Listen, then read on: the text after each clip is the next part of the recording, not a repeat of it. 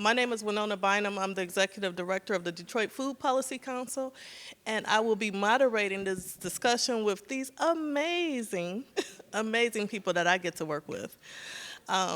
So they'll give you a more detailed introduction of themselves, but I'll just tell you who's on the panel. So Patrice Brown, she is the chair of the Detroit Food Policy Council and the Director of Urban Agriculture for the City of Detroit. Whoop, whoop. Jerry Ann Hebron, and she is the Executive Director of North End CDC, who runs Oakland Avenue Urban Farm. If you went there last night, wasn't that amazing? And then we have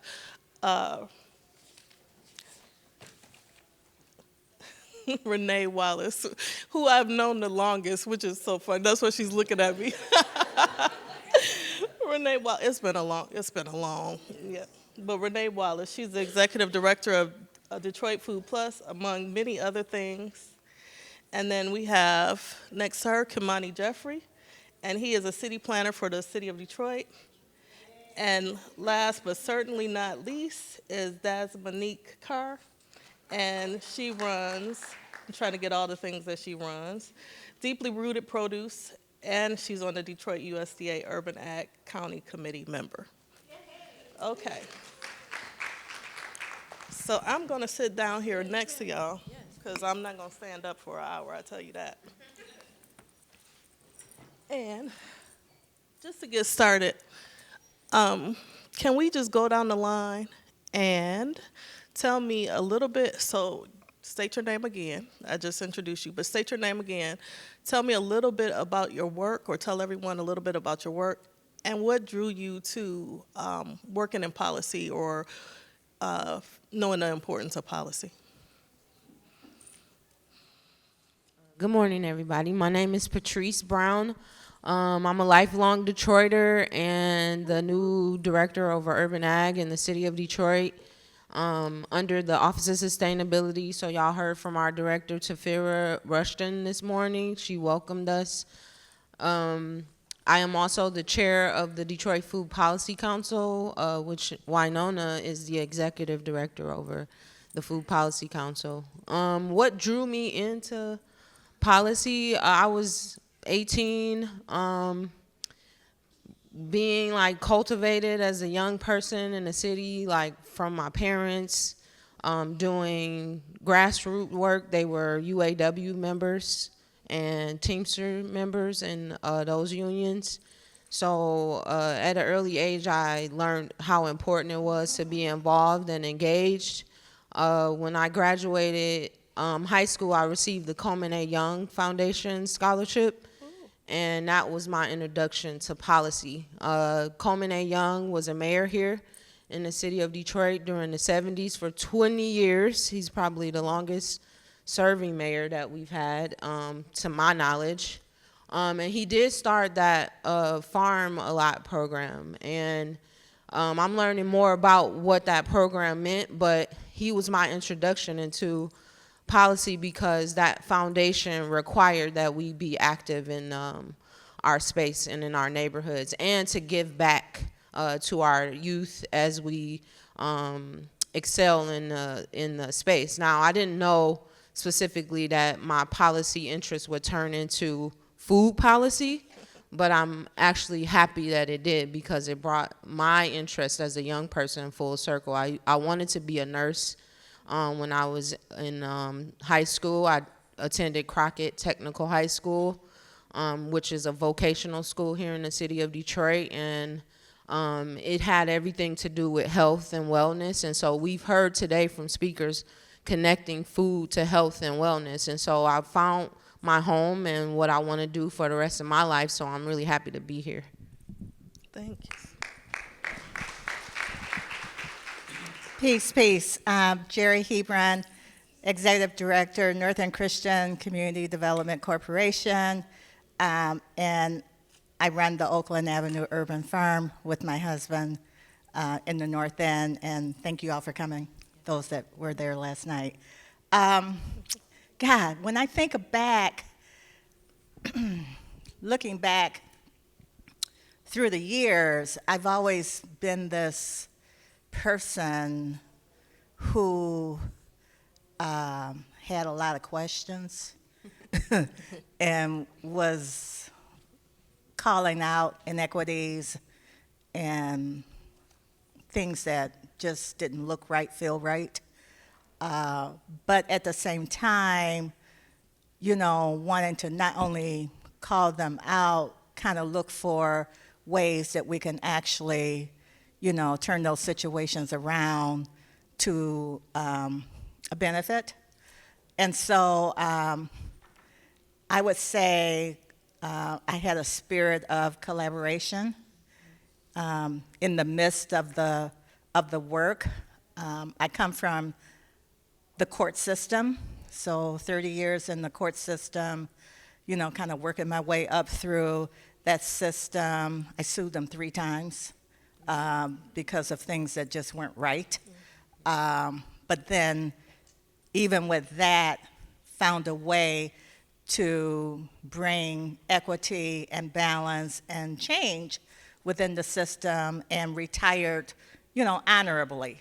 So bringing that same level of integrity to the food justice work was just a natural fit for me. I wasn't a part of the food justice work initially.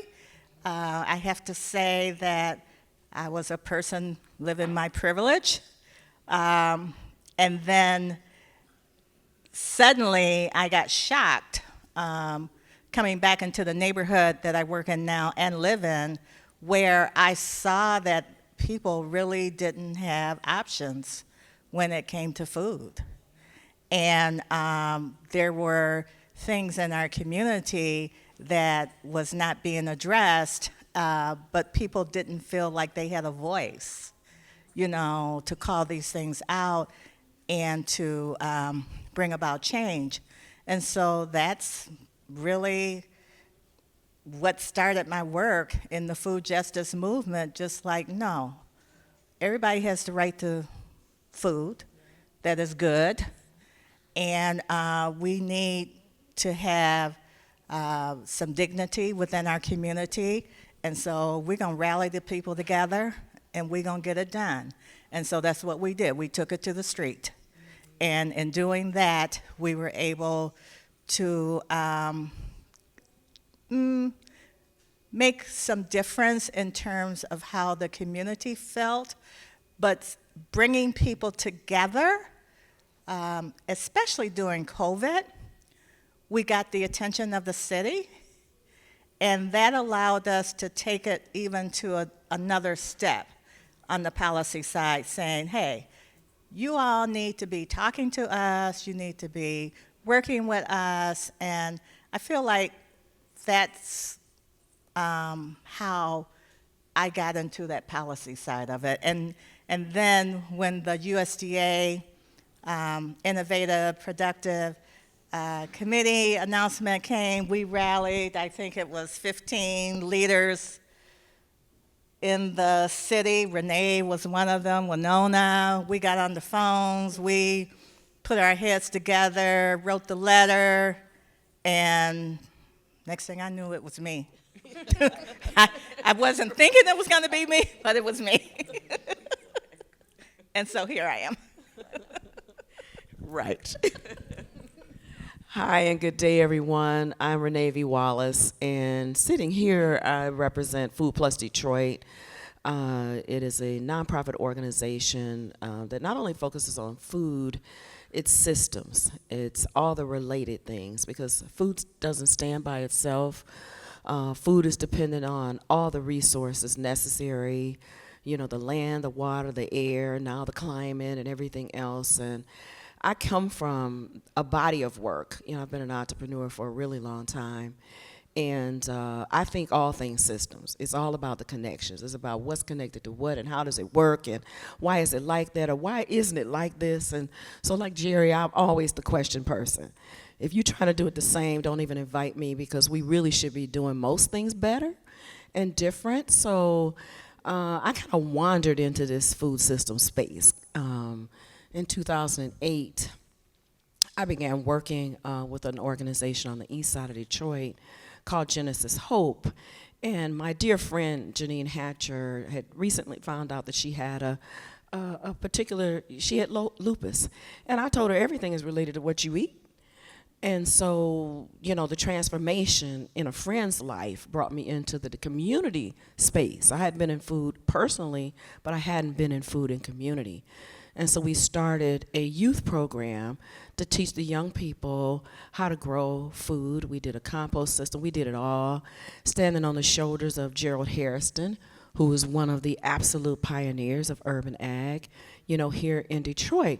So I kind of jumped in. I'm one of those people, right? We want to do this thing. We just built it, right? Next thing I knew, I found out that we did not have on the books a policy that allowed, there was not a land use on our books that allowed for urban agriculture in the city. And I was like, what is the meaning of that? I'm hanging out with the Food Policy Council. I think people thought I was a member, didn't they? But I was actually one of them hanger-outers. We just gonna be at every meeting doing everything. And so that policy did not exist. Now, I'd done policy work in organizations, but never in a community space before. So when that happened, we jumped in, we organized, we facilitated, we held meetings, we did it all to make sure that we were clear about why this policy did not exist, what needed to happen for it to come into fruition. And then I heard earlier it was important for our stories and our voices. We got everybody. Did we get everybody? Everybody. Okay, everybody. Because it was important that we as citizens understood why that was important. A lot of times people think policy is very removed from your life. Your life is standing on policy. If the rules don't exist, we can't do the thing. Can I say that again? If the rules do not exist, we cannot do a thing until we change the rules. So that was my first venture into it, when we had to establish the very base for it. So we were already doing it, but the books did not reflect the right to do it. So if somebody came along and said, we got a better idea for this piece of land that you own, guess what could happen? So that had to change. That had to change. So that was my first, introduction into being I'm a process activist. So it's very, very important with policy. We're currently working on the livestock policy. Then we got next for compost policy. So policy undergirds everything. And once I understood that, it became easy to be a part of this, because we have to put these things in order for us to do the things that we want to do. Morning, everyone, or afternoon, I should say. Kimani Jeffrey with the City Planning Commission, Legislative Policy Division. Still morning. I kind of got my roots in policy. Obviously, I work for the Legislative Policy Division and City Planning Commission, so it's obvious what I may do. But my story, I'm standing on the shoulders of giants up here, even Dominique, but people in these fields. But I came into this kind of haphazardly. Might sound weird, but I feel like God has kind of led my footsteps. I had a checkered past, growing up in Detroit. Went to multiple schools, not for good reasons, but bouncing around, and I ended up graduating from Mumford High School. Patrice called out Crockett High School. But looking for a purpose in life, although I had very good parents, my father was actually in policy. And trying to figure out what I wanted to do in life, headed on a totally different trajectory. I kind of looked at what he was doing, and I saw how he had an opportunity to really impact people directly, impact people on the local scale. And that, as I was trying to figure out what I wanted to do in life, I looked at that and I said, that's what I want to do. And I kind of brought myself together in the fourth quarter, and went to school and went to grad school and went for urban planning and urban and regional planning, and ended up at the City Planning Commission and been doing this work. So currently working in things like animal husbandry ordinance that this team up here has been working on, and working on groups that we have, such as our we're working on composting legislation right now and things like that. So I'm just here to try to help connect community and other organizations to have access to the policy makers, because a lot of times it's very hard if you don't have a champion within the government. And now we're getting a lot more folks that are within the city government that have a passion for this. But if you don't have that, it's very hard and tedious many times to get legislation through.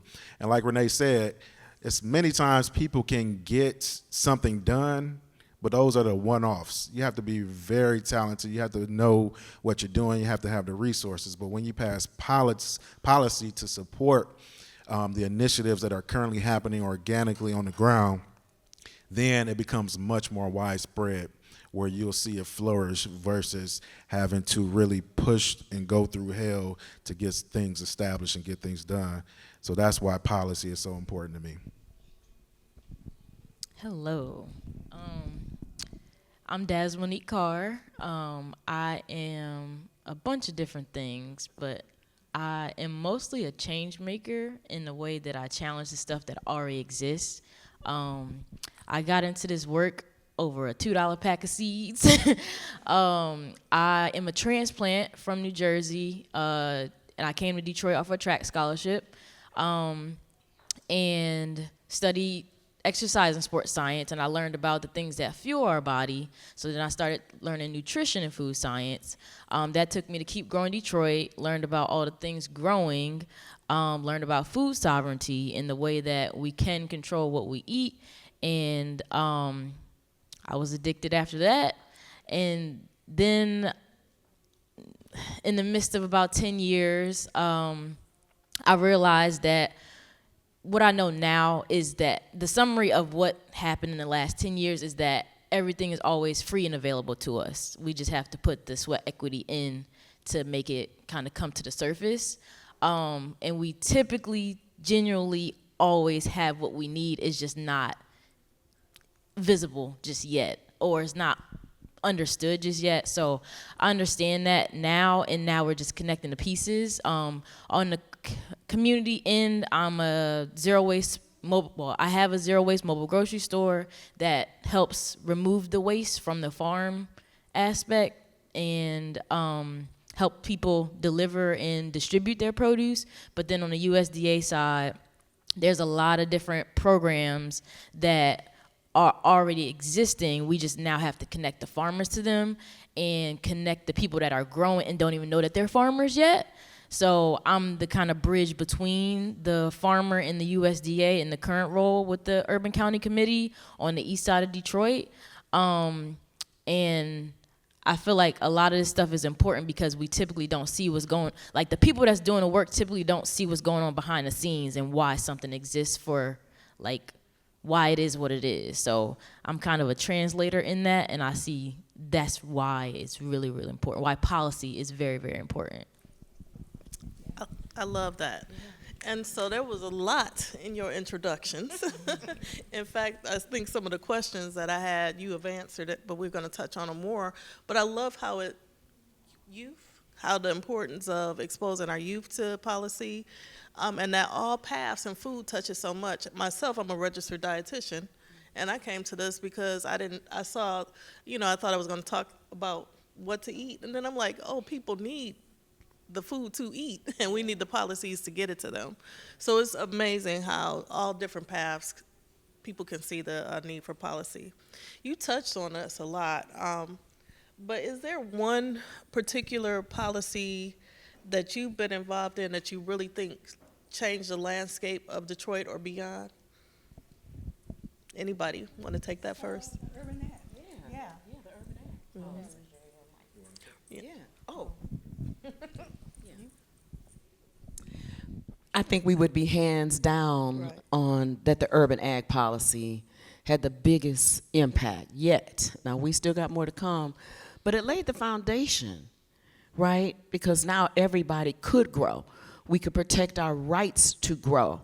Whereas before, if you had land and no policy and no permit, no access to buy land, because you couldn't even really buy land for purposes of growing until that policy was in place. So although we were doing it, it wasn't illegal, it just was not a formal use on the books.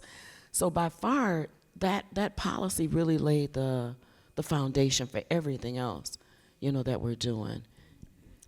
I would say even more to that, Renee, that I am one of those farmers. We are one of those farmers at Oakland Avenue Urban Farm where we were definitely gangster farming, on 10 vacant lots on a commercial street that in the city's eyes, there was a higher and better use for the land. And so our story is for 15 years, we actually tried to buy that property. And we're told, okay, we're going to accept your offer, but we're going to wait because we think there may be a developer coming. And so it's like, okay, that's the game we're going to play, so we're going to keep on doing what we're doing. We're going to open up our farmers market. We're going to do some capital improvements on the land just to stake our claim. And we're going to show you how beautiful everything is and how much the community buys into this. But it was still illegal. However, during the time that we were able to go around and have those communities discussions over the course of a year for all of us, east side, west side, north side, and whatever, to tell our stories. Those stories are very important and can be impactful to the policymakers. I think they began to look at situations a little differently in terms of how with urban ag, we were rebuilding our communities, providing safe havens for people in our community, and feeding folks in our community. And in addition to that, we were providing jobs. So that in itself caused a shift, I think, in the way that the policymakers saw the work of urban ag. And so that is how that helped to move the approval of that urban ag policy. So important, and it's like an inside-outside game. So you need the champion inside, but you got to show the work outside to move that. Yeah, that has been a game changer in our community.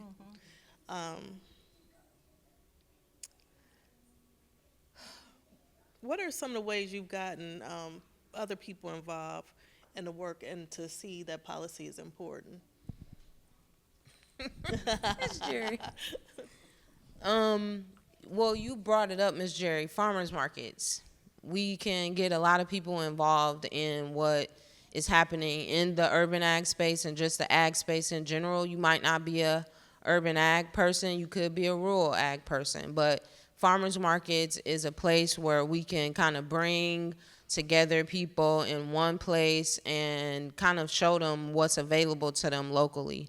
I spent 9 years at the Eastern Market here in the city of Detroit, and that's what I did. I promoted farmers markets, public markets, farmers vending at markets. I helped with Oakland Avenue Farms. Eastern Market has a anchor vendor program where we would source food from local farmers, and we would go out with a roadside stand and we would sell produce, fruit, vegetables, value-added products. We did all of that. And so this was a place for me when I started in the food systems work in 2015, where I really started to see how we can introduce this work to other people. And so eating seasonally is a thing. So if you look at the Michigan season and how it grows, we encourage people to eat seasonally. Everybody has to eat. And this is a way also to bring policymakers into the space and really show them actively how policy can work for farmers, being that they show up at the farmers market to sell their produce. It was just one avenue. The Michigan Farmers Market Association has a table out today. Please stop by that table because they have a lot of foundational work in the farmers market space, and they help to train certified market managers. And when we have a farmers market at the Capitol, so the Michigan Farmers Market Association has a farmers market like 4 times a year at the state capitol. And that is intentional to really engage our local policymakers and statewide policymakers in that space so that they can see exactly, again, what we're doing and how that looks on the ground. So that was one of the areas where I actively help people be engaged. And I would also say in community spaces. So we got rec centers. I try to encourage people in the rec center to eat healthy because they're swimming, they're working out. That is a place. Churches is another place where we eat and gather. Oakland Avenue, someone told me that's a church. Yes, it started as a church that branched off and started a farm. These are places where we can engage folks, I think. And anybody else wanted to add to that? I just want to add the Black Farm and Land Fund was another way of engaging not only farmers, but the communities that we service.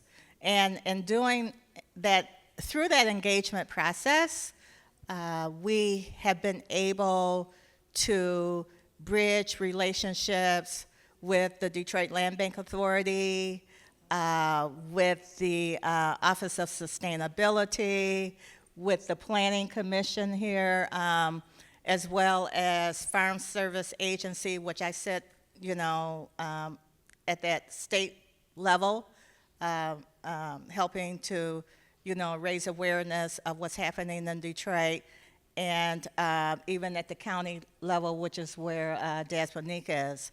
So, but the Black Farm and Land Fund, that movement has been very impactful in terms of just bringing our farmers together. And even though we support Black farmers, we also support other indigenous groups financially and in other ways.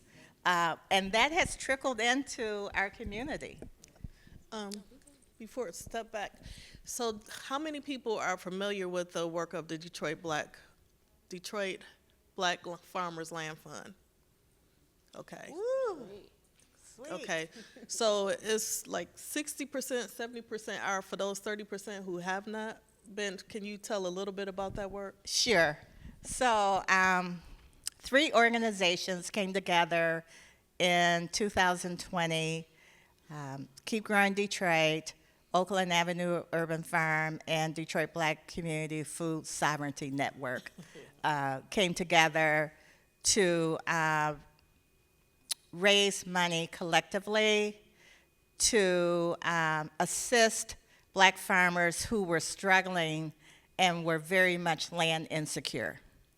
Our goal was to raise $5,000 to try to assist farmers acquiring land from the Detroit Land Bank Authority. In Detroit, we have the Detroit Land Bank Authority, which is the major property owner of vacant land within the city. I got to take a step back to why we thought that was necessary. Farmers were being displaced. They were on land that they did not own, and they were being displaced from land they were farming in parks. Got to get out the park. They were farming on vacant lot. You don't own the lot. You got to go. So that was disrupted for the work that our small farmers are doing to feed their communities, but also to support their families. And so this was happening over and over again. And then COVID came. And so with COVID, again, Black farmers were out of the marketplace and could not pivot, to go online and do other things because, one, you didn't have the access to capital, you weren't stable in terms of your land security, and so that during the early part of that year, we had put seeds in the ground, but then everything stopped. So we had time to really organize, I'll say, and we came together and we were like, enough is enough.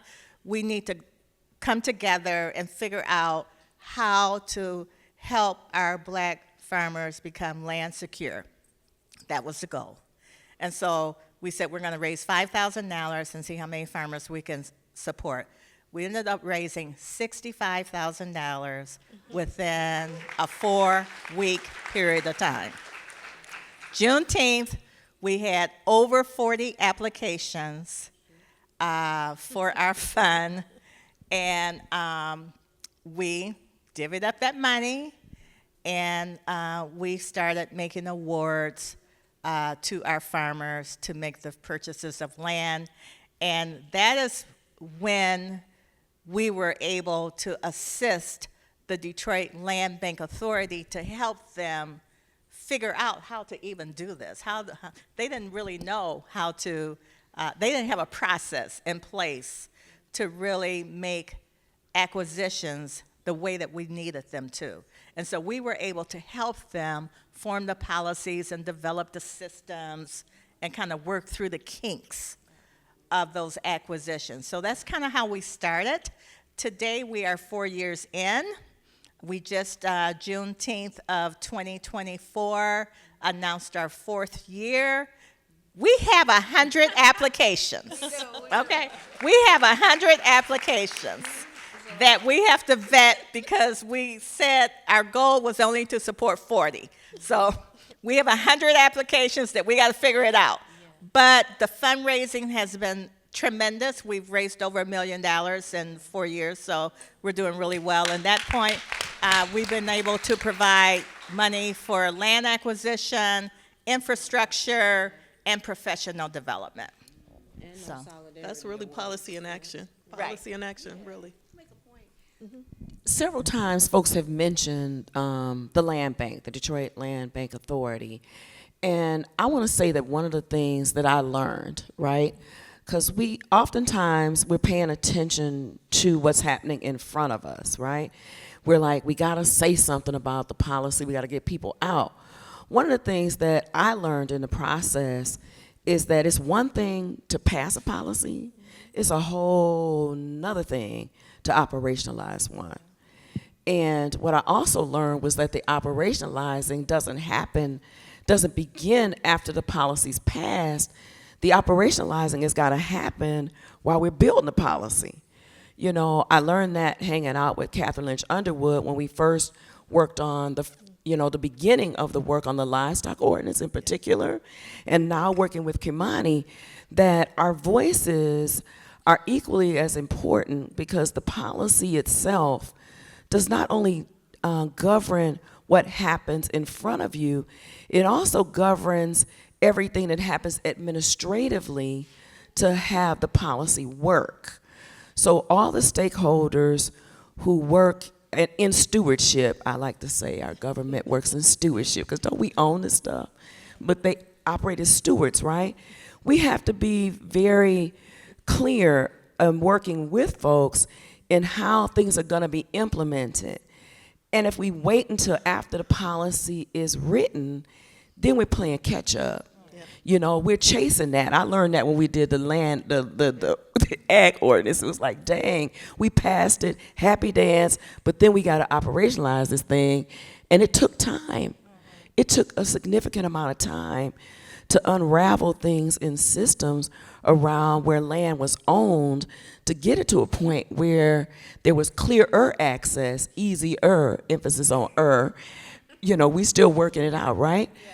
So it's also very important that we support our planners, who are the ones who are really working behind the scenes to help translate what the policy is going to look like inside the city itself.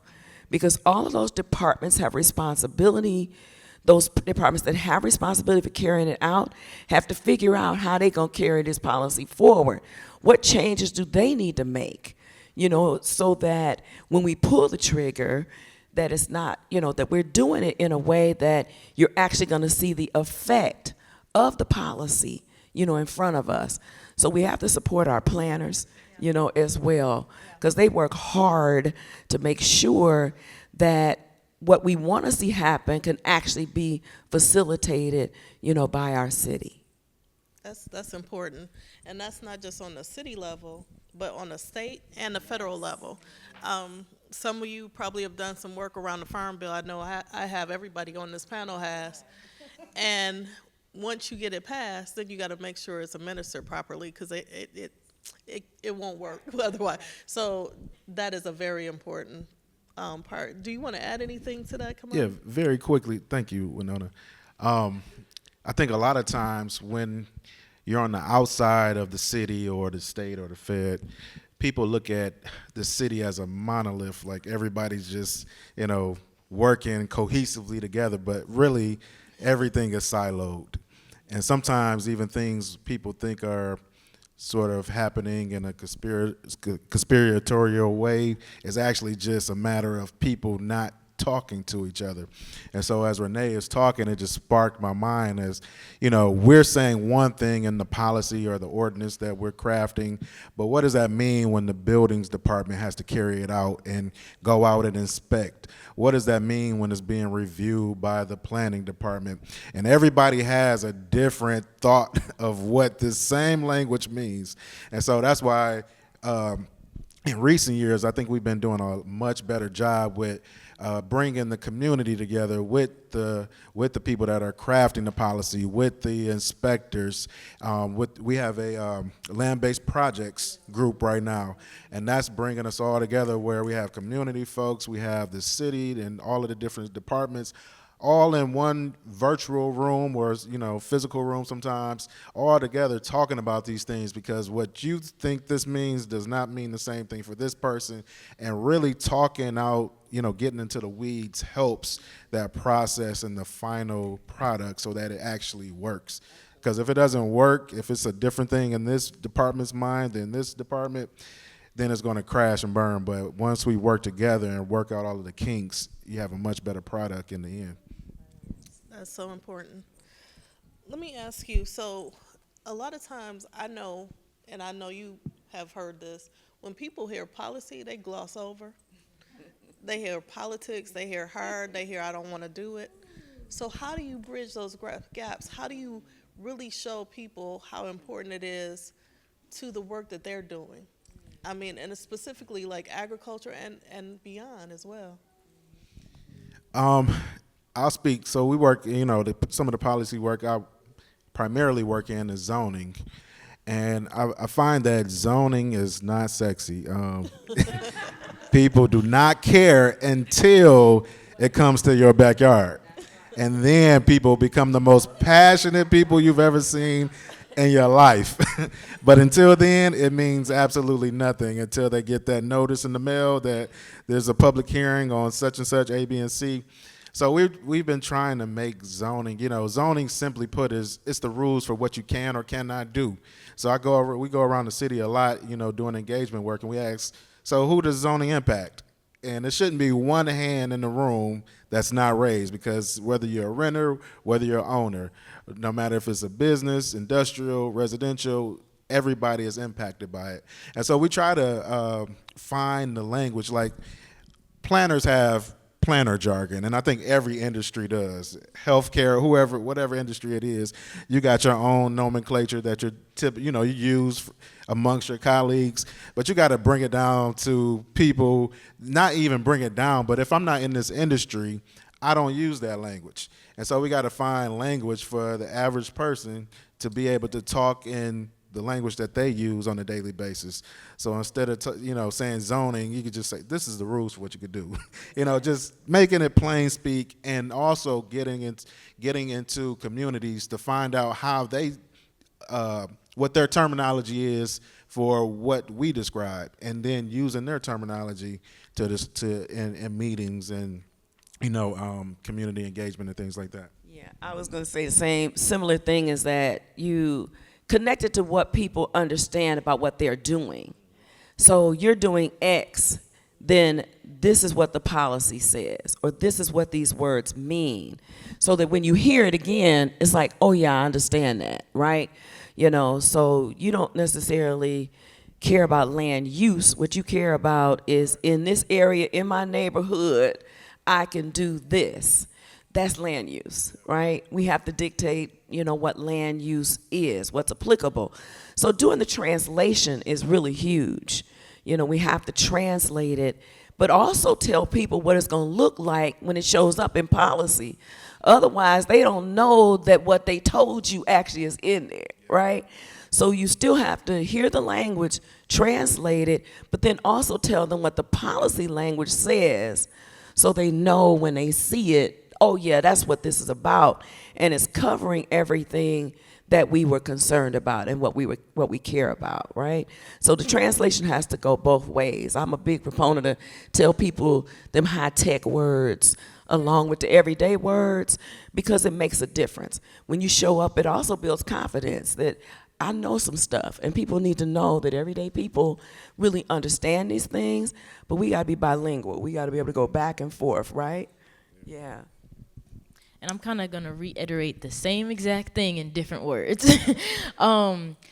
It's all about communication. So what I've seen more this year from the city of Detroit, from different departments, were like physical, like little cards in the mail that says, what is blight, or what is this, with pictures. People learn in 3 different ways: trauma, which is getting that ticket; repetition; or in images. So if we combine those ways that psychology proves that we learn through it may not have to be a social media, the Instagrams and things like that, but that repetition, those images, and that trauma, or the informed push, is where we get that change, and where we get the solidification in the brain, where people actually understand what they're agreeing to, what they're pushing forward, and what they actually can abide by. Because I used to work for the Food Policy Council, and I served on the board, and I did not like food policy. The words food policy sounds hard to do or hard to talk about,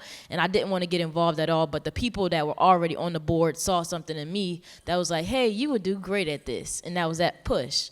But then I was able to translate to people my age and in my peer group, okay, this is not terrible. So then I relayed that message to other people that are doing the work, and now they're serving on the Food Policy Council, or they're talking to someone else who would have never known what the Detroit Food Policy Council was, and they're literally a quote-unquote regular community member, which is all of us. A police chief reminded me of that. Like, I'm just a person. Once I take this badge off, or once I take this title off, I'm still a community member. I'm still a person. So getting more of those community members involved on that policy makes it more sexy, because they can then communicate like, hey, okay, that's what this means, and that's what this looks like. So I said the same thing, but, you know, in a different way.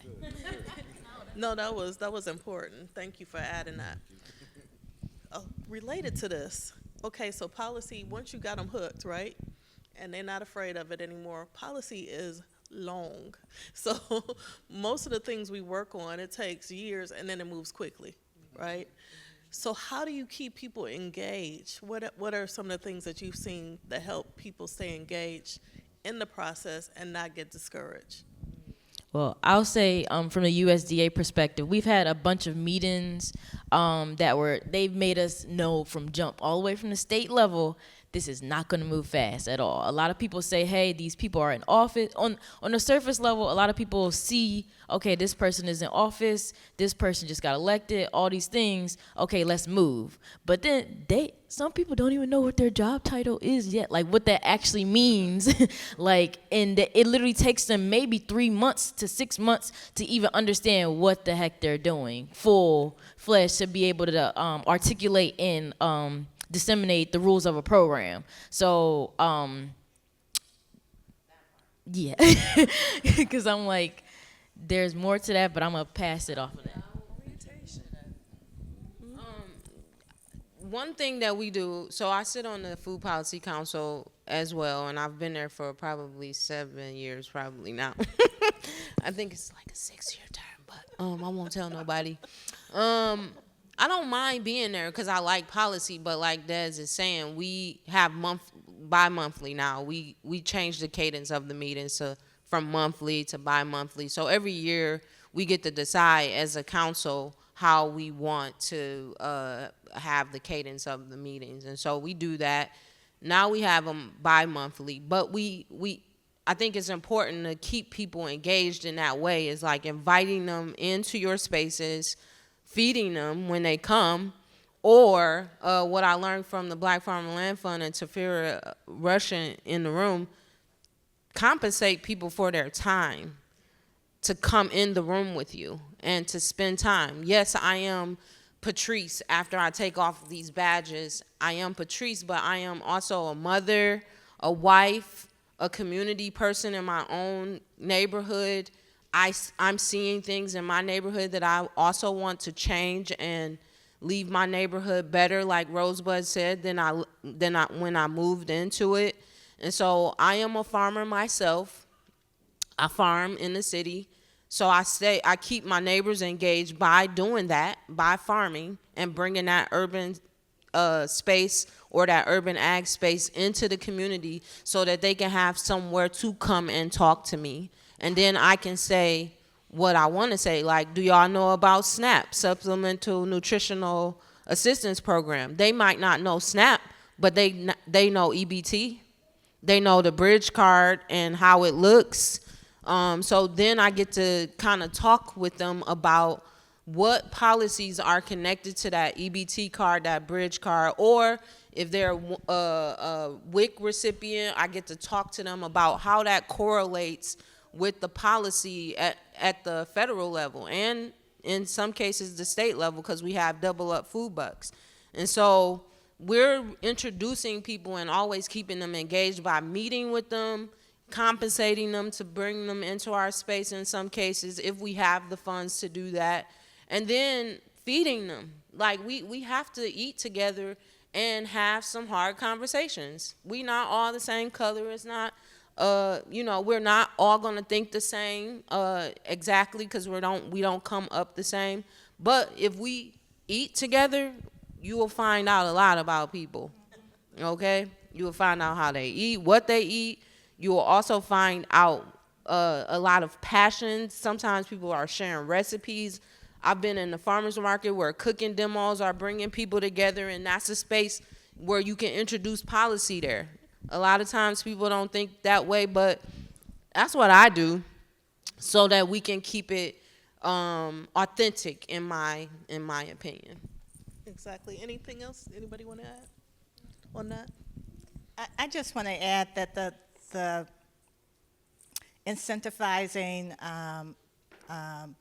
folks is something that we're doing more of because of the time commitment, like Patrice said, but also the fact that we are accessing information and we're learning and we're utilizing that information to move our work. So at Northern Christian CDC, we're doing some community power building work in our community, and we have about 26 people who have been actively engaged since September of last year. And I mean, we're really getting information from them and learning from their experiences in the community, and they are committed. Renee is a part of that work, and she can attest to it. But we pay them. Yeah. We give them money to come to the meetings because we realize they got bills, they need food, they need things, and so it's a choice. A lot of people want to be engaged, but it's always that but.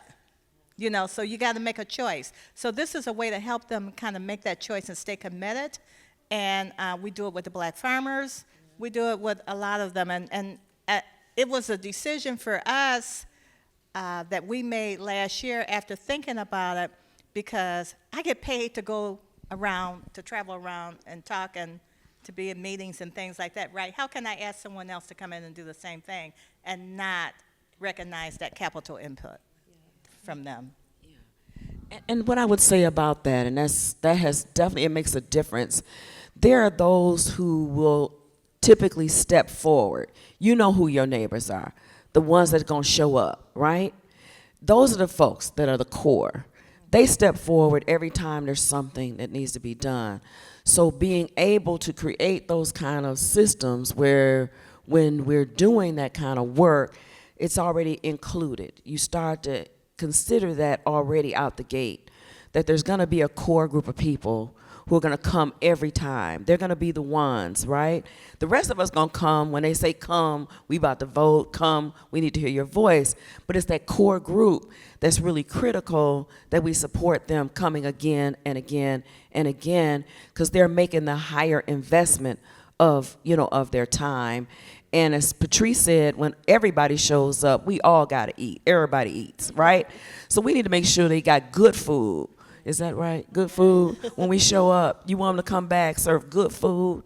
Always serve food, because we all, got to eat. I want to piggyback on something else that Patrice said as well, is that the places where people are naturally gathering, are great, great places to convert people to advocates, where you can stand there. Like I advocate for composting. I'm like, everybody eats, right? But we don't eat everything, right? So we got to do something with the food we don't eat.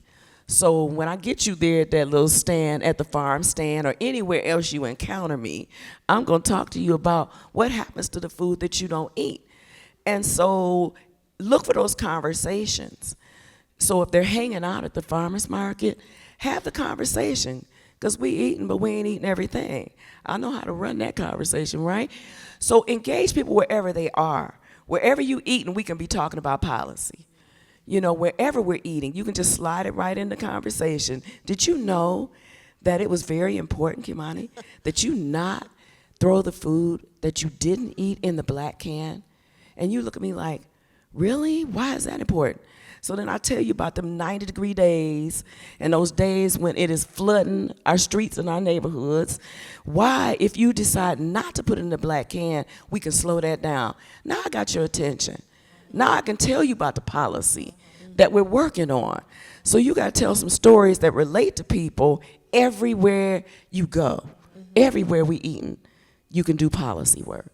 I love that. I love that. And I know another thing that we do as a community is celebrate the wins and celebrate the little milestones that we have, because it can be a long haul. Okay, so you've talked about a lot of positive things. Have there been some policies that have harmed your work, and how did you handle that or respond? If you feel comfortable saying that, talking about it. Come on, I was thinking of you. Why you don't want to talk about this? Well, I don't think it's policies as harmful per se, I would say. Two policies come to mind. One that we're currently working on right now is the animal ordinance. If we ask for goats and sheep, that's not going to work. That's going to harm our policy from passing. We're talking about having what they are calling farm animals in the city. We want chickens, bees, and ducks, and that's it. Okay. People have more than that, but what could be harmful to that policy if we try to add the goats again, or the sheep, or the llama, or the pigs, which are all things I've seen in the city, and I'm not sure how we do that. But anyway, people are doing it, and they're doing it responsibly, but we make it palatable if we say, here, let's start slow. Let's introduce it to the city of Detroit, and really keep in mind that we are in an urban space. We're not in a rural space where we have like just a ton of room for farm animals, every type of farm animal. So what we did with the animal ordinance, together in community, I believe this happened together in community, especially in the ones that we host through our policy and engagement arm in the Food Policy Council. It's 8 chickens for a resident. What we are proposing is a resident have 8 chickens, and they can have a mixture of ducks or chickens, but they can only have 8 in a regular resident, and then there's setbacks and different things like that Kamani and others have helped us and Renee have helped us kind of mold that policy. And then if you have an urban farm, you get 12 of the mix, so 12 chickens and bees. We think this is reasonable to ask, or chickens and ducks, and then you can have like 1 hive or 2 hives at max. So we had to put those kind of like foundational goals in place so that we can make the policy palatable for residents who are trying to get away from the farm by moving to an urban space, and for residents who do want to farm in the city where they live at, and make that make this a place where we can work together. And I think once we hear back from the city council after they come back from session, I'm hoping that we can get a positive outcome for our animal ordinance. The other piece that came to mind real quick was the 10 cents a meal program. School food is I'm passionate about it, but it's not where I work in. We got Amanda here that does school food. We got Amy and Winona who helped get that 10 cents a meal approved. We got Kevin, Frank, who is with the Office of Nutrition and School Food. But the challenge in the 10 cents a meal is, from what I've been hearing across the state, is that there are smaller school districts that don't have the capacity to manage the 10 cents a meal program in their district. So what that means for us in DPS CD, we have that capacity to manage the grant per se, because we have a bigger school district, but it is at risk. It's put at risk for being re-voted on or re-implemented once it comes up for a vote, because if other counties in the state are not able to manage that program, they don't show the benefit of that policy and that program because they just can't, they don't have the capacity to operate it. So we got to win in 10 cents a meal just recently. You couldn't apply the policy and the funding to capacity. You couldn't help pay for staff to run that program, but now you can, to my understanding, in this new year that we're going to have 10 cents a meal. So things like that, I think, is putting these policies at risk, but we have to be very adamant and steadfast in our positions around these policies and how they're helping us, and bring that data and those stories to the table where those things are being done, and prove that it works so that those things won't be at risk. So those are the 2 things that come up for me.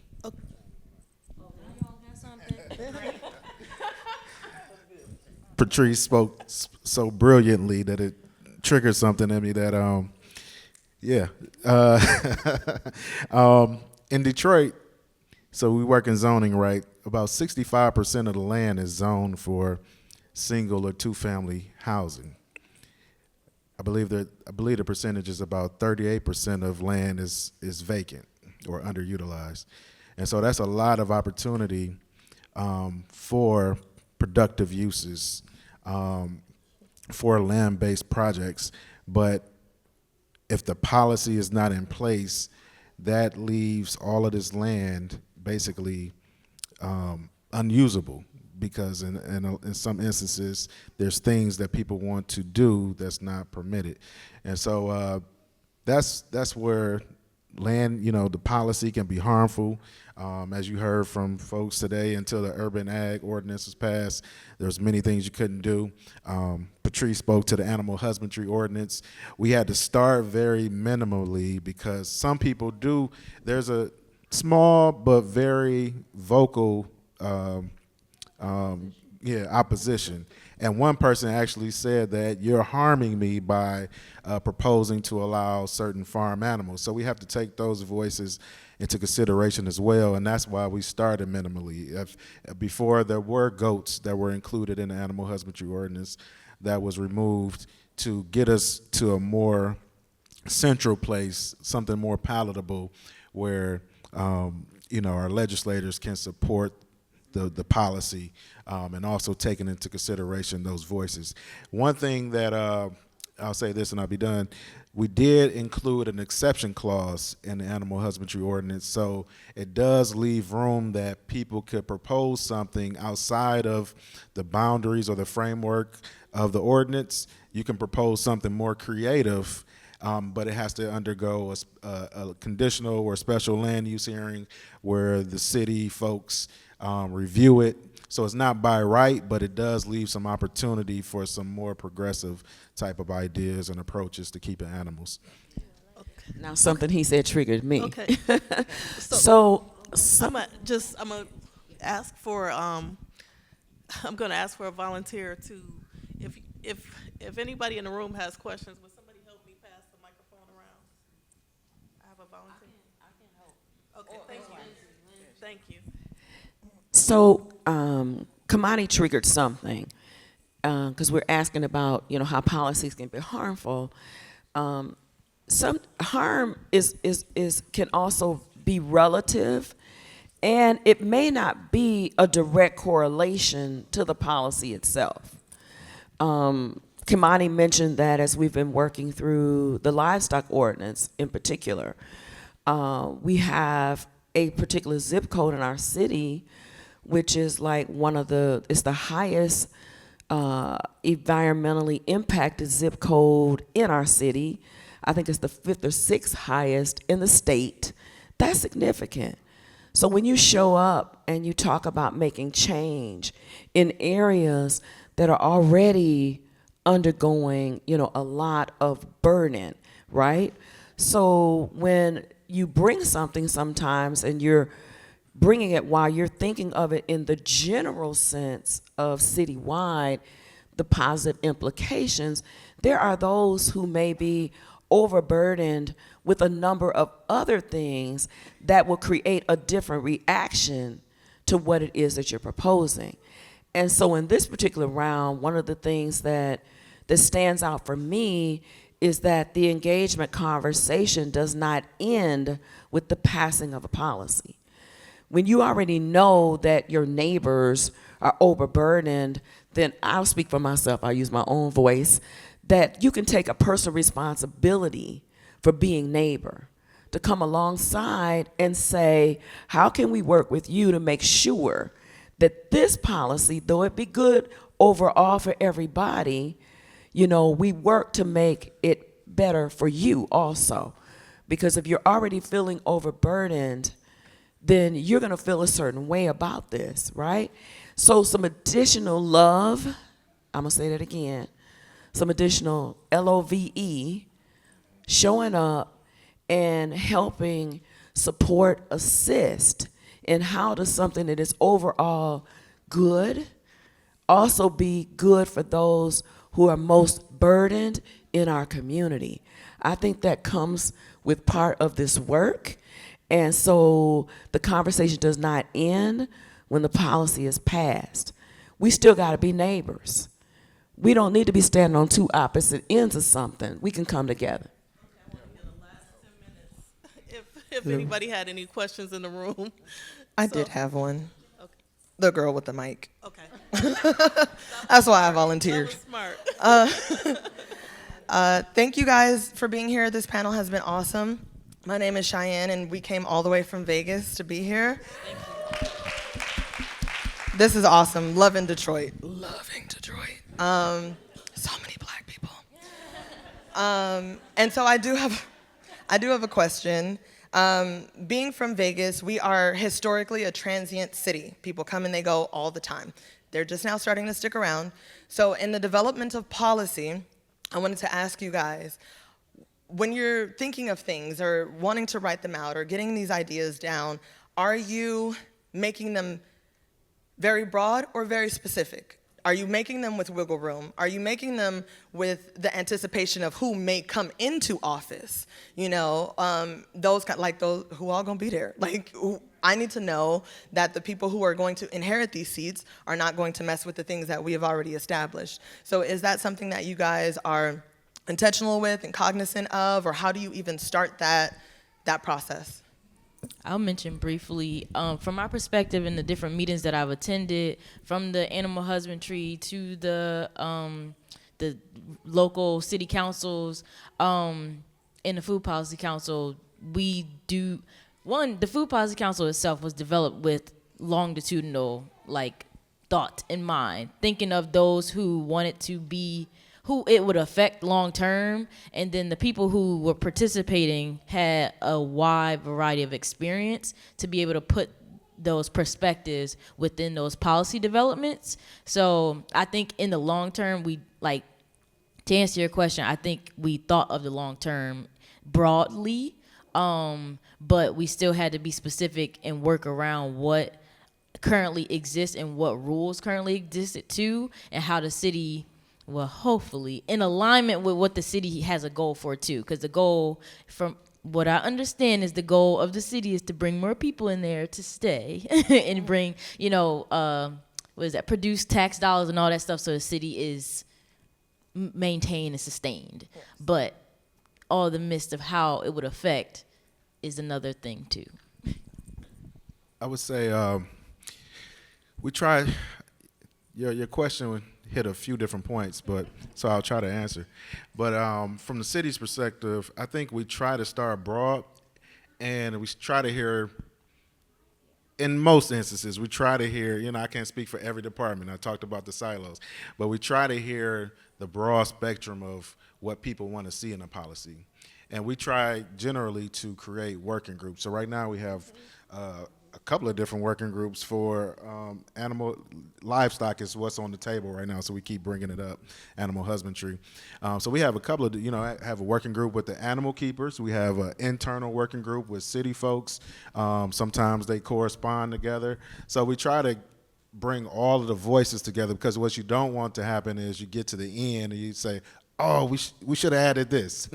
And so we always try to have as many voices and representatives from around the city in the room as much as possible.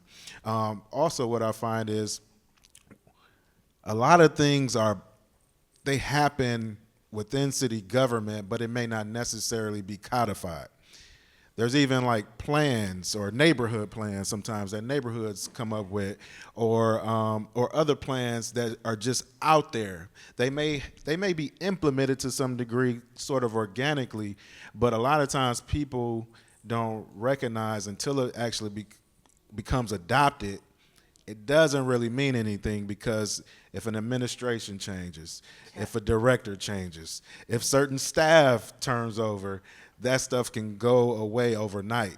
And so trying to communicate that and let community know, yeah, this may be happening right now and nobody may not be saying anything, but you want to get this adopted into policy so that no matter who the mayor is, no matter who the director is, no matter who the staff person is, sometimes staff from department to department can disagree on the same thing. So you want to get it in terms that are concrete, in terms that are plain speak, that everybody can understand.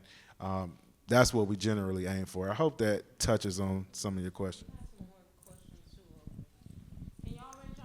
Please. Oh, dang, this is loud. Try to be done at 12 though. Yeah. I'm sorry. You're welcome. My co-moderator.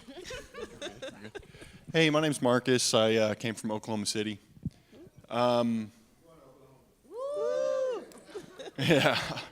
I think a lot of current policy change and advocacy focuses on allowance. It's like, how do we allow these things to happen? And I think that's great. It's a really important first step. Oklahoma City is going through that in a lot of ways, and has been for the last 10 years. But I think the future step, shooting into the future, how do we advocate and create policy that is past allowance into encouragement? Say it again. Policy that goes past allowance into encouragement. What does that look like, and how do we get there? Oh, so how do we get more farmers or residents wanting chickens and bees? That's what we're talking about, right? Not necessarily. I'm sorry. I think, let me give an example. Okay. So you mentioned 38% land Yeah. that's unused or underused. Yeah. So I think an example for me might be, well, how do we create favorable city policy that allows people to sign a form of a lease that gives them access to that land. And that's just an example. You know, take this question wherever you want.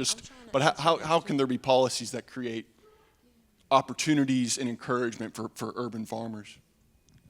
Well, let me try first, Des, and then we can pass it down. I think education is key. You have to educate people on what they can do. So this is what we've been talking about a little bit, like in a redundant way. If we educate them on what are the possibilities of the land being used in ways that they haven't maybe imagined or haven't imagined yet, then we help to encourage them to be involved in what we're trying to do as around land use policies, right? I will give you an example. A lot of people in our black community have been traumatized by working in agriculture in the past. Cotton fields is correlated to slavery, right?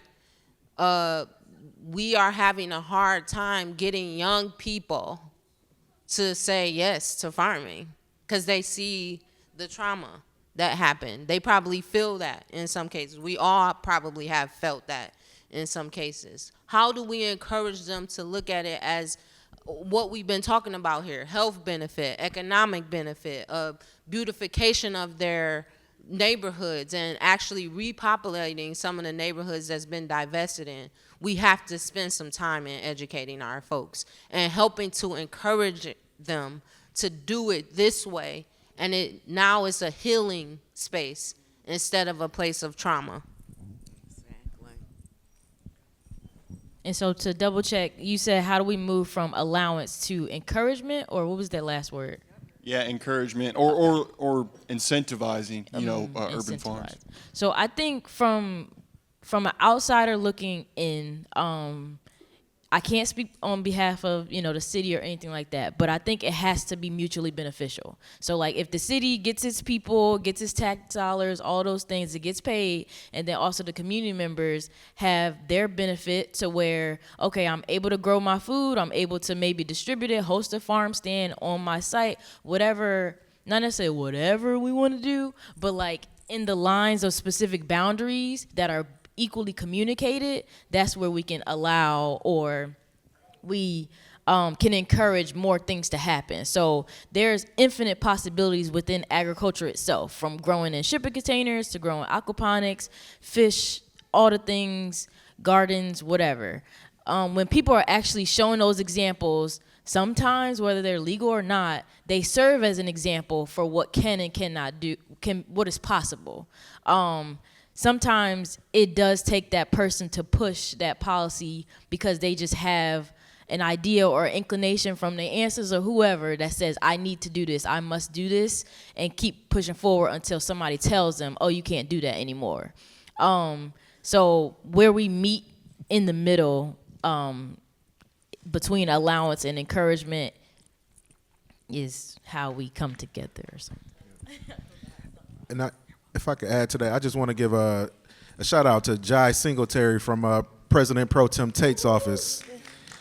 And when you talk about moving from allowance to encouragement, that's a big part. We have a council member, the President Pro Tem, that's really helping to support animal husbandry, urban agriculture in the city. And that's big. It takes the political will to move these ideas. If we didn't have that support, it could be dead on arrival. But because of that advocacy and support, it helps the planners and all of the people involved in the Food Policy Council and everybody up here. It helps us to do our job and do what we're passionate about. So it takes that. The funding, obviously, I know folks up here can speak a lot about the funding, but those are the things that help encourage people to move forward in this field.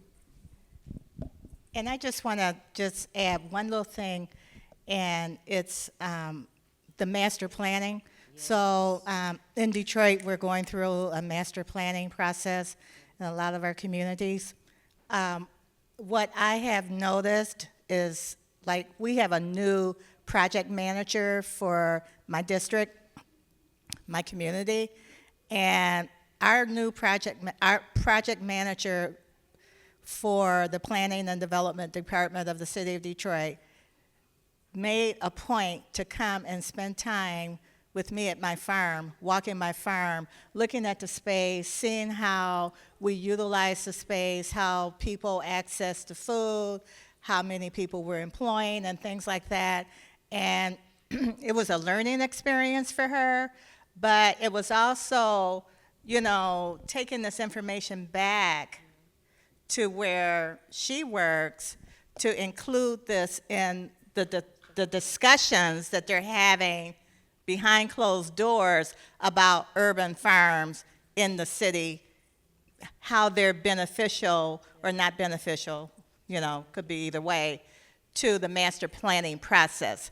For me as an urban farmer, I want to be a part of that conversation because I think that as our neighborhoods are being designed, that where it includes food production, animal husbandry, and some other things, there's diversity that needs to happen in the planning department, in the planning process and design for our neighborhoods, and urban ag definitely needs to be a part of that. Yeah, for sure.